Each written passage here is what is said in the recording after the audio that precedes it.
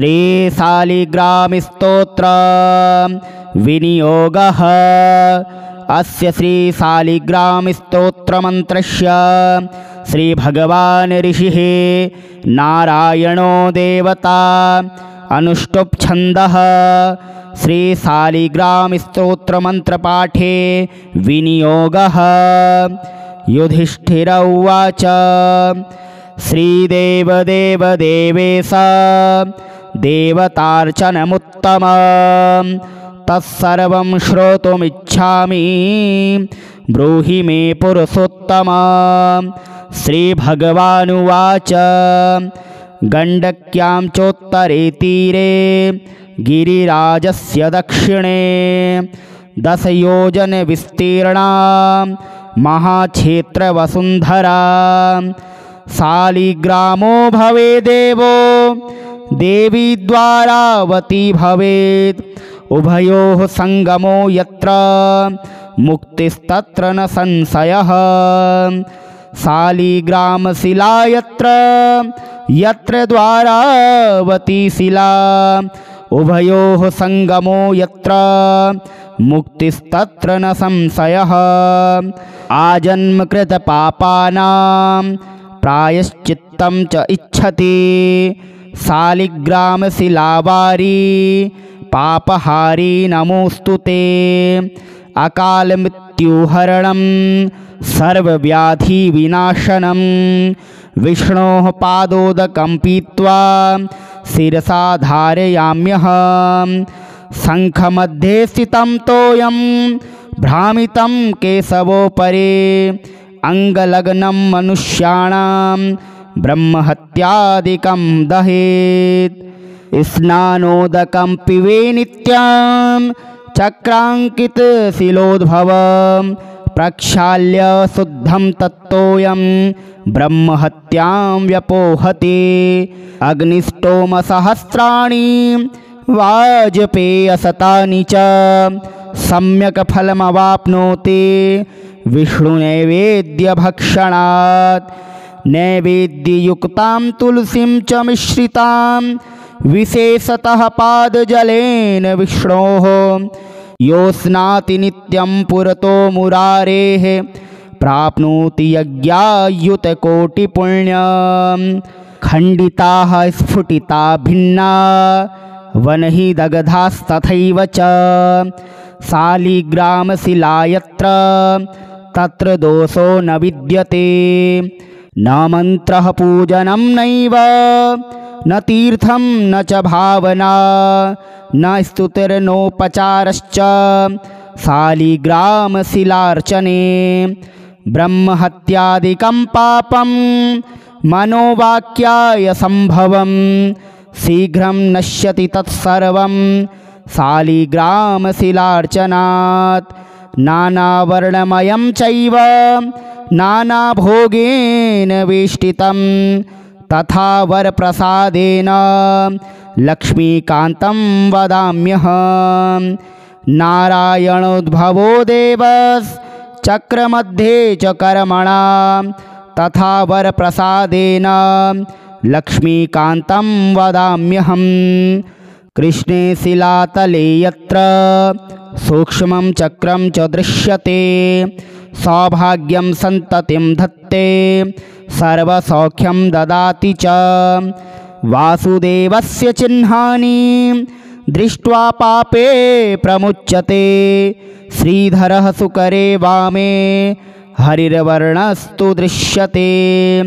वाराहरूपिणं देवं कूर्माङ्गैरपि चिह्नितं गोपदं तत्र दृश्येत वराहं वामनं तथा। पीतवर्णं तु देवानां रक्तवर्णं भयावहं नारसिंहो भवेदेवो मोक्षदं च प्रकीर्तितं। शङ्खचक्रगदाकूर्माः शङ्ख यत्र प्रदिश्यते शङ्खवर्णस्य देवानां वामे देवस्य लक्षणं। दामोदरं तथा स्थूलं मध्ये चक्रं प्रतिष्ठितं पूर्णद्वारेण संकीर्णा पीतरेखा च दृश्यते। छत्राकारे भवेद्राज्यं वर्तुले च महाश्रियः चिपिटे च महादुःखं शूलाग्रे तोरणं ध्रुवं ललाटे शेषभोगस्तु शिरोपरि सुकाञ्चन चक्रकाञ्चनवर्णानां वामदेवस्य लक्षणं वामपार्श्वे च वे चक्रे कृष्णवर्णस्तु पिङ्गलं लक्ष्मीनृसिंहदेवानां पृथग्वर्णस्तु दृश्यते लम्बोष्टे च दरिद्रं स्यात् पिण्डगले हानिरेव च लग्नचक्रे भविद्यार्दिर्विदारे मरणं ध्रुवं पादोदकं च निर्माल्यं मस्तके धारयेत् सदा विष्णो दृष्टं भक्षितव्यं तुलसीदलमिश्रितं कल्पकोटिसहस्राणि वैकुण्ठे वसते सदा शालिग्रामशिलाबिन्दुर्हत्याकोटिविनाशनः तस्मात् सम्पूज्ये धत्वा पूजितं चापि सर्वदा शालिग्रामशिलास्तोत्रं यः पठेदिजोत्तमः स गच्छेत् परमं स्थानं यत्र लोकेश्वरो हरिः सर्वपापविनिर्मुक्तो विष्णुलोकं स गच्छति दशावतारो देवानां पृथग्वर्णस्तु दृश्यते ईप्सितं लभते राज्यं विष्णुपूजामनुक्रमात् कोट्यो हि ब्रह्महत्यानामगम्यागम्यकोटयः ताः सर्वा नाशमायान्ति विष्णुनैवेद्यभक्षणात् विष्णोः पादोदकं पीत्वा कोटिजन्माघनाशनं तस्मादृष्टगुणं पापं भूमौ बिन्दुनिपातनात्।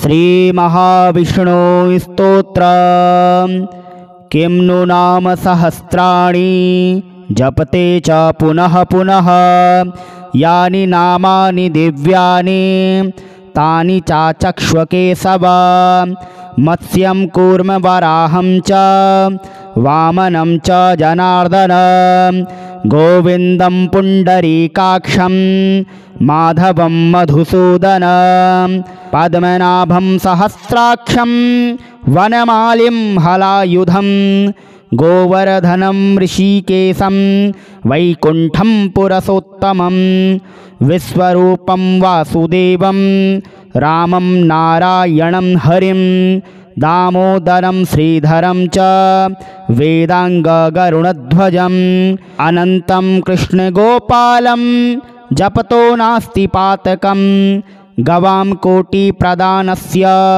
अश्वमेधस्य तस्य च कन्यादानसहस्राणां फलं प्राप्नोति मानवः अमायां वा पौर्णमास्यामेकादश्यां तथैव च सन्ध्याकाले स्मरे नित्यं प्रातःकाले तथैव च मध्याह्ने जपन्नित्यं सर्वपापैः प्रमुच्यते। श्रीमधुराष्टकम्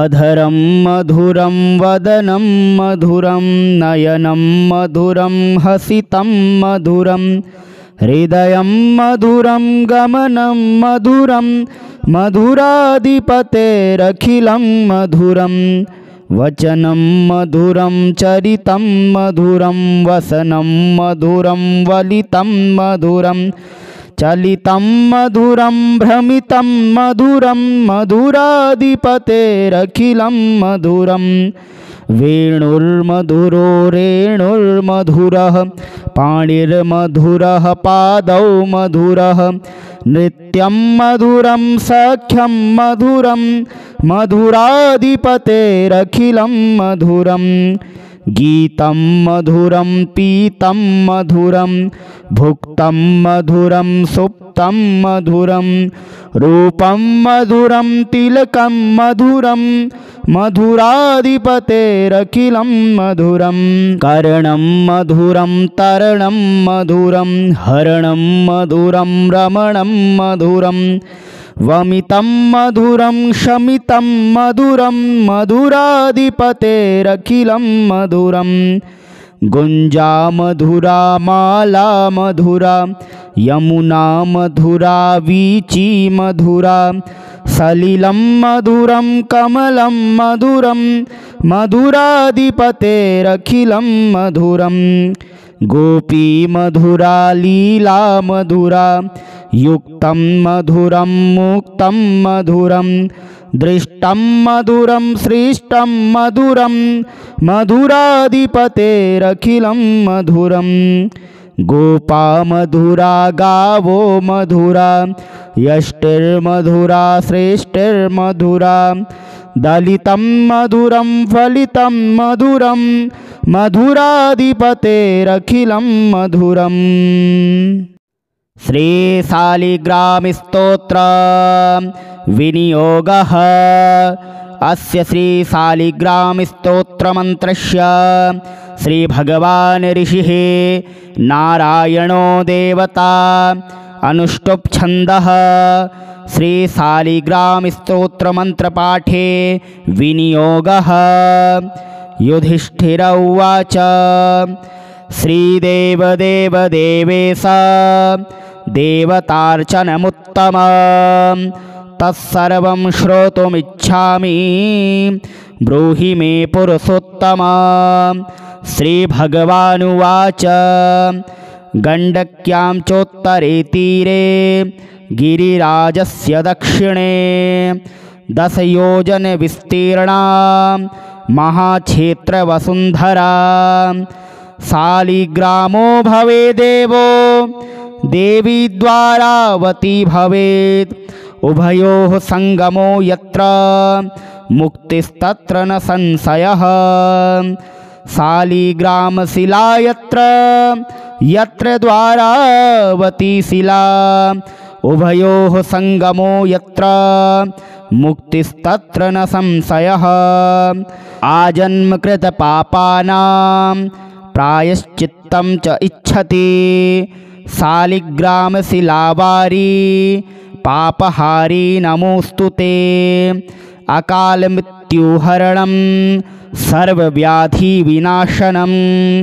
विष्णोः पादोदकं पीत्वा शिरसा धारयाम्यहं शङ्खमध्ये स्थितं तोयं भ्रामितं केशवोपरि अङ्गलग्नं मनुष्याणां ब्रह्महत्यादिकं दहेत् स्नानोदकं पिबे नित्यं चक्राङ्कितशिलोद्भवं प्रक्षाल्य शुद्धं तत्तोयं ब्रह्महत्यां व्यपोहति अग्निष्टोमसहस्राणि वाजपेयशतानि च सम्यक् फलमवाप्नोति विष्णुनैवेद्यभक्षणात् नैवेद्ययुक्तां तुलसीं च मिश्रितां विशेषतः पादजलेन विष्णोः यो स्नाति नित्यं पुरतो मुरारेः प्राप्नोति यज्ञायुतकोटिपुण्यं खण्डिताः स्फुटिता भिन्ना वनहि दग्धास्तथैव च शालिग्रामशिला यत्र तत्र दोषो न विद्यते न मन्त्रः पूजनं नैव न तीर्थं न च भावना न स्तुतिर्नोपचारश्च शालिग्रामशिलार्चने ब्रह्महत्यादिकं पापं मनोवाक्याय संभवं शीघ्रं नश्यति तत्सर्वं शालिग्रामशिलार्चनात् नानावर्णमयं चैव नानाभोगेन वेष्टितं तथा वरप्रसादेन लक्ष्मीकान्तं वदाम्यहं नारायणोद्भवो देवश्चक्रमध्ये च कर्मणा तथा वरप्रसादेन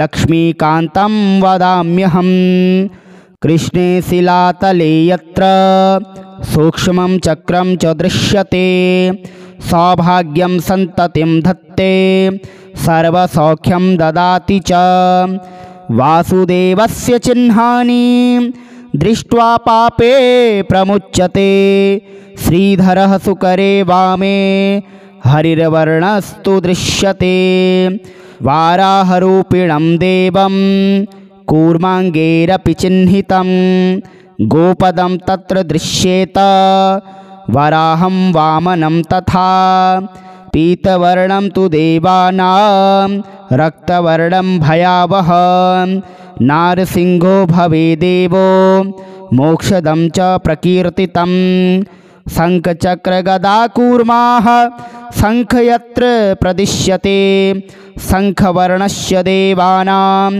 वामे देवस्य लक्षणं दामोदरं तथा स्थूलं मध्ये चक्रं प्रतिष्ठितं पूर्णद्वारेण संकीर्णा पीतरेखा च दृश्यते छत्राकारे भवेद्राज्यं वर्तुले च महाश्रियः चिपिटे च महादुःखं शूलाग्रे तोरणं ध्रुवं ललाटे शेषभोगस्तु शिरोपरि सुकाञ्चन चक्रकाञ्चनवर्णानां वामदेवस्य लक्षणं वामपार्श्वे च वे चक्रे कृष्णवर्णस्तु पिङ्गलं लक्ष्मीनृसिंहदेवानां पृथग्वर्णस्तु दृश्यते लम्बोष्टे च दरिद्रं स्यात् पिण्डगले हानिरेव च लग्नचक्रे भविद्यार्दिर्विदारे मरणं ध्रुवं पादोदकं च निर्माल्यं मस्तके धारयेत् सदा विष्णो दृष्टं भक्षितव्यं तुलसीदलमिश्रितं कल्पकोटिसहस्राणि वैकुण्ठे वसते सदा शालिग्रामशिलाबिन्दुर्हत्याकोटिविनाशनः तस्मात् सम्पूज्ये धत्वा पूजितं चापि सर्वदा शालिग्रामशिलास्तोत्रं यः पठेदिजोत्तमः स गच्छेत् परमं स्थानं यत्र लोकेश्वरो हरिः सर्वपापविनिर्मुक्तो विष्णुलोकं स गच्छति दशावतारो देवानां पृथग्वर्णस्तु दृश्यते ईप्सितं लभते राज्यं विष्णुपूजामनुक्रमात् कोट्यो हि ब्रह्महत्यानामगम्यागम्यकोटयः ताः सर्वा नाशमायान्ति विष्णुनैवेद्यभक्षणात् विष्णोः पादोदकं पीत्वा कोटिजन्माघनाशनं तस्मादृष्टगुणं पापं भूमौ बिन्दुनिपातनात्। श्रीमहाविष्णुस्तोत्रम् किं नु नाम सहस्राणि जपते च पुनः पुनः यानि नामानि दिव्यानि तानि चाचक्ष्वकेशव मत्स्यं कूर्मवराहं च वामनं च जनार्दनं गोविन्दं पुण्डरीकाक्षं माधवं मधुसूदनं पद्मनाभं सहस्राक्षं वनमालिं हलायुधं गोवर्धनं ऋषिकेशं वैकुण्ठं पुरुषोत्तमं विश्वरूपं वासुदेवं रामं नारायणं हरिं दामोदरं श्रीधरं च वेदाङ्गगरुणध्वजम् अनन्तं कृष्णगोपालं जपतो नास्ति पातकं गवां कोटिप्रदानस्य अश्वमेधस्सतस्य च कन्यादानसहस्राणां फलं प्राप्नोति मानवः अमायां वा पौर्णमास्यां मेकादस्यां तथैव च सन्ध्याकाले स्मरे नित्यं प्रातःकाले तथैव च मध्याह्ने जपन्नित्यं सर्वपापैः प्रमुच्यते। श्रीमधुराष्टकम् अधरं मधुरं वदनं मधुरं नयनं मधुरं हसितं मधुरं हृदयं मधुरं गमनं मधुरं मधुराधिपतेरखिलं मधुरं वचनं मधुरं चरितं मधुरं वसनं मधुरं वलितं मधुरं चलितं मधुरं भ्रमितं मधुरं मधुराधिपतेरखिलं मधुरं वेणुर्मधुरो रेणुर्मधुरः पाणिर्मधुरः पादौ मधुरः नृत्यं मधुरं सख्यं मधुरं मधुराधिपतेरखिलं मधुरं गीतं मधुरं पीतं मधुरं भुक्तं मधुरं सुप्तं मधुरं रूपं मधुरं तिलकं मधुरं मधुराधिपतेरखिलं मधुरं कर्णं मधुरं तरणं मधुरं हरणं मधुरं रमणं मधुरं वमितं मधुरं शमितं मधुरं मधुराधिपतेरखिलं मधुरं गुञ्जा मधुरा माला मधुरा यमुना मधुरा वीची मधुरा सलिलं मधुरं कमलं मधुरं मधुराधिपतेरखिलं मधुरं गोपी मधुरा लीला मधुरा युक्तं मधुरं मुक्तं मधुरं दृष्टं मधुरं सृष्टं मधुरं मधुराधिपतेरखिलं मधुरं गोपा मधुरा गावो मधुरा यष्टिर्मधुरा श्रेष्ठिर्मधुरा दलितं मधुरं फलितं मधुरं मधुराधिपतेरखिलं मधुरम् श्री शालिग्रामस्तोत्र विनियोगः। अस्य श्री शालिग्रामस्तोत्रमन्त्रस्य श्री भगवान् ऋषिः नारायणो देवता अनुष्टुप् छन्दः। श्री शालिग्रामस्तोत्रमन्त्रपाठे विनियोगः। युधिष्ठिर उवाच श्रीदेवदेव देवेश देवतार्चनमुत्तमं तत्सर्वं श्रोतुमिच्छामि ब्रूहि मे पुरुषोत्तम। श्रीभगवानुवाच गण्डक्यां चोत्तरे तीरे गिरिराजस्य दक्षिणे 10 योजन विस्तीर्णा महाक्षेत्रवसुन्धरा शालिग्रामो भवेदेवो देवी द्वारावती भवेत् उभयोः संगमो यत्र मुक्तिस्तत्र न संशयः। शालिग्रामशिला यत्र यत्र द्वारावती शिला उभयोः संगमो यत्र मुक्तिस्तत्र न संशयः। आजन्मकृत पापानां प्रायश्चित्तं च इच्छति शालिग्रामशिलावारी पापहारी नमोऽस्तु ते। अकालमृत्युहरणं सर्वव्याधिविनाशनं विष्णोः पादोदकं पीत्वा शिरसा धारयाम्यहं। शङ्खमध्ये स्थितं तोयं भ्रामितं केशवोपरि अङ्गलग्नं मनुष्याणां ब्रह्महत्यादिकं दहेत्। स्नानोदकं पिबे नित्यं चक्राङ्कितशिलोद्भवं प्रक्षाल्य शुद्धं तत्तोयं ब्रह्महत्यां व्यपोहति। अग्निष्टोमसहस्राणि वाजपेयशतानि च सम्यक् फलमवाप्नोति विष्णुनैवेद्यभक्षणात्। नैवेद्ययुक्तां तुलसीं च मिश्रितां विशेषतः पादजलेन विष्णोः यो स्नाति नित्यं पुरतो मुरारेः प्राप्नोति यज्ञायुतकोटिपुण्यं।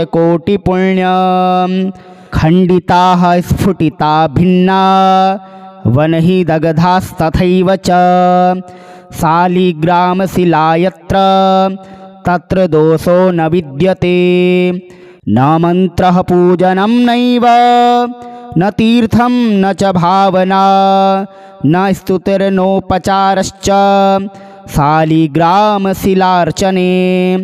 ब्रह्महत्यादिकं पापं मनोवाक्याय संभवं शीघ्रं नश्यति तत्सर्वं शालिग्रामशिलार्चनात्। नानावर्णमयं चैव नानाभोगेन वेष्टितं तथा वरप्रसादेन लक्ष्मीकान्तं वदाम्यहम्। नारायणोद्भवो देवश्चक्रमध्ये च कर्मणा तथा वरप्रसादेन लक्ष्मीकान्तं वदाम्यहम्। कृष्णे शिलातले यत्र सूक्ष्मं चक्रं च दृश्यते सौभाग्यं सन्ततिं धत्ते सर्वसौख्यं ददाति च। वासुदेवस्य चिह्नानि दृष्ट्वा पापे प्रमुच्यते श्रीधरः सुकरे वामे हरिर्वर्णस्तु दृश्यते। वाराहरूपिणं देवं कूर्माङ्गैरपि चिह्नितं गोपदं तत्र दृश्येत वराहं वामनं तथा। पीतवर्णं तु देवानां रक्तवर्णं भयावहं नारसिंहो भवेदेवो मोक्षदं च प्रकीर्तितं। शङ्खचक्रगदाकूर्माः शङ्ख यत्र प्रदिश्यते शङ्खवर्णस्य देवानां वामे देवस्य लक्षणं। दामोदरं तथा स्थूलं मध्ये चक्रं प्रतिष्ठितं पूर्णद्वारेण संकीर्णा पीतरेखा च दृश्यते। छत्राकारे भवेद्राज्यं वर्तुले च महाश्रियः चिपिटे च महादुःखं शूलाग्रे तूरणं ध्रुवं। ललाटे शेषभोगस्तु शिरोपरि सुकाञ्चनं चक्रकाञ्चनवर्णानां वामदेवस्य लक्षणं।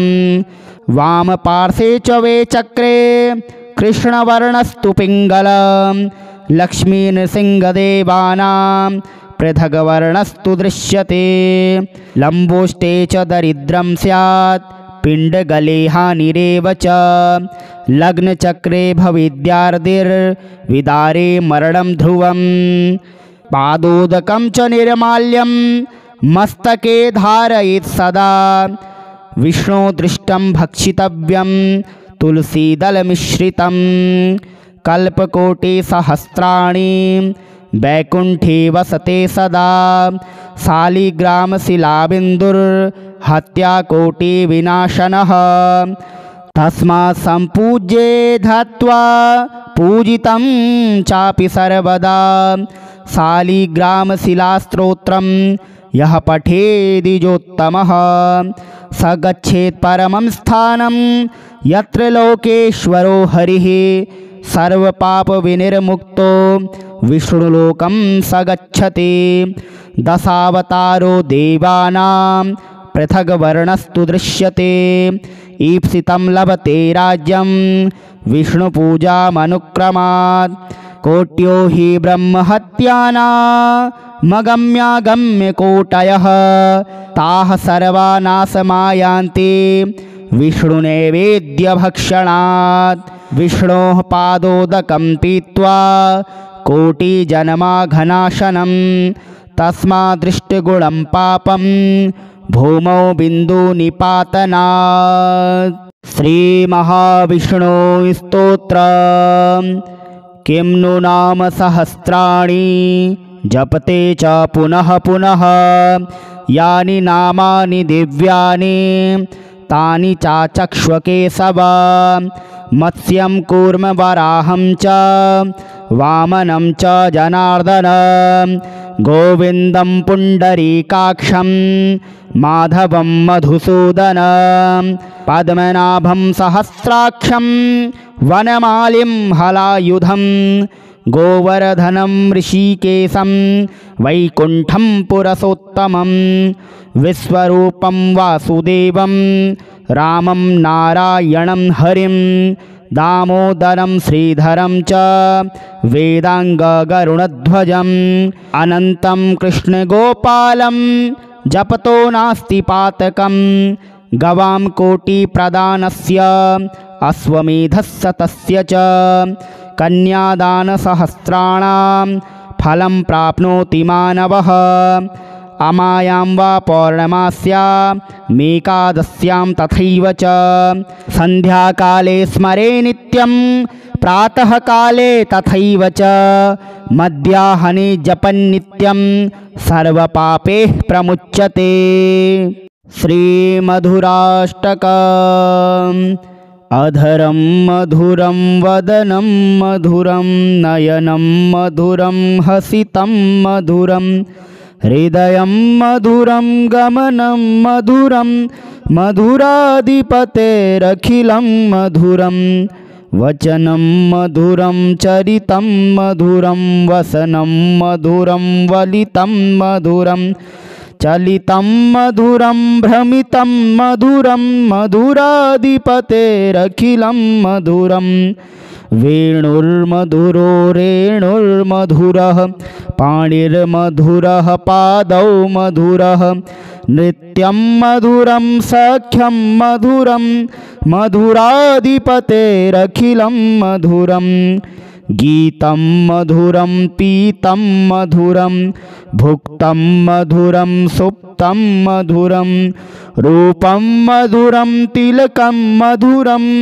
मधुराधिपतेरखिलं मधुरं कर्णं मधुरं तरणं मधुरं हरणं मधुरं रमणं मधुरं वमितं मधुरं शमितं मधुरं मधुराधिपतेरखिलं मधुरं गुञ्जा मधुरा माला मधुरा यमुना मधुरा वीची मधुरा सलिलं मधुरं कमलं मधुरं मधुराधिपतेरखिलं मधुरं गोपी मधुरा लीला मधुरा युक्तं मधुरं मुक्तं मधुरं दृष्टं मधुरं सृष्टं मधुरं मधुराधिपतेरखिलं मधुरं गोपा मधुरा गावो मधुरा यष्टिर्मधुरा श्रेष्ठिर्मधुरा दलितं